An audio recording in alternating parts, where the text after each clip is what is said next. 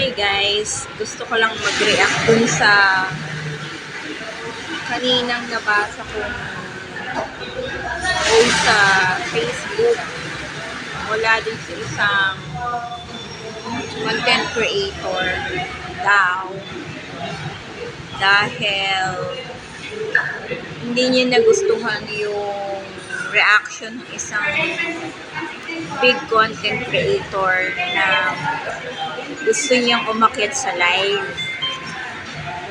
Hindi raw siya pinansin. So, naisip ko, tinignan ko yung profile niya. Tinignan ko kung ilan nila yung followers niya.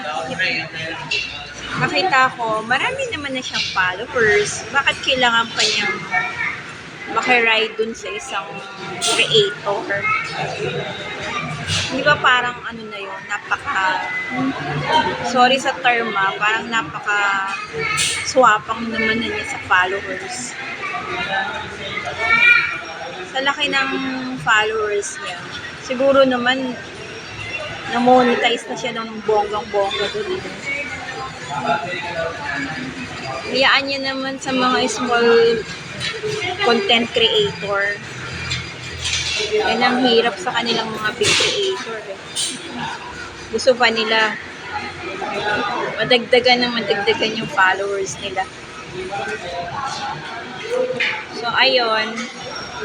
Ang reaction ko lang kasi doon is bakit sila naging creator? Ano ba yung mga ginawa nila? Sa palagay ko, kaya lang naman sila naging creator. Ganun na karami yung followers nila. Malamang dahil lang doon sa ginagawa nilang follow to follow. Sa akin kasi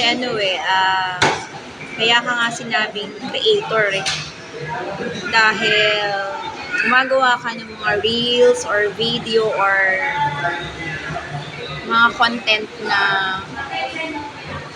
yung mga viewers mo may mapapala doon sa video na pinapanood nila. Halimbawa, may entertain sila or magkakaroon sila ng tawag doon, idea, makakuha sila ng idea, information, or mamomotivate sila. Okay na naman. Hindi yung ganong kaya lang dumami yung followers nila sa ng follow to follow na yan.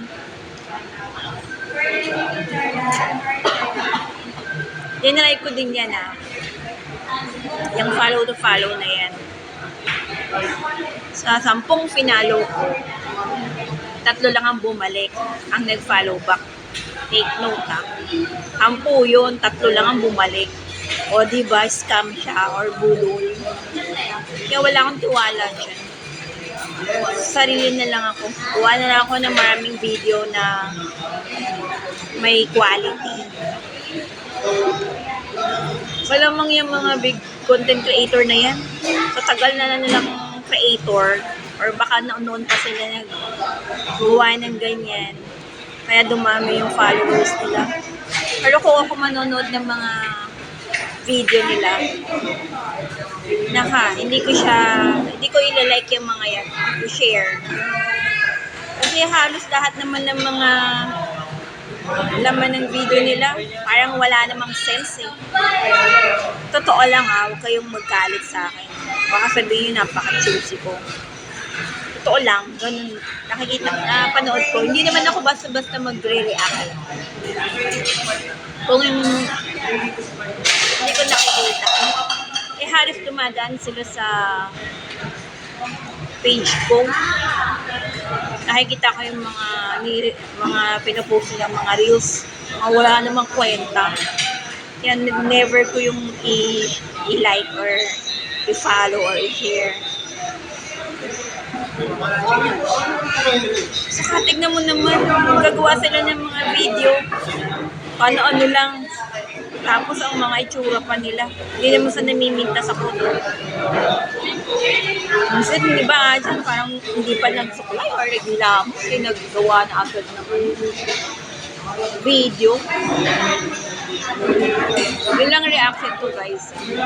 Kayo, bilang viewers or mga followers ng mga big creator daw na yun, isipin nyo muna, huwag kayo magpaloko or magpauto sa mga yan. Follow nyo sila, i-like nyo. Sabi, proper engagement daw. Eh, ginagawa mo nga yan eh. May nangyayari ba sa sa page mo or sa profile mo? Wala naman. Sila lang nakikinabang. Totoo lang. Kaya ako,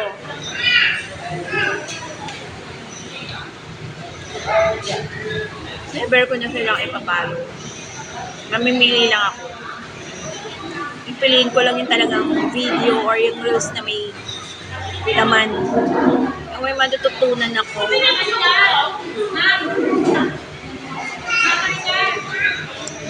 Yun lang, guys. Sana nakakuha kayo ng konting idea sa mga sinabi ko.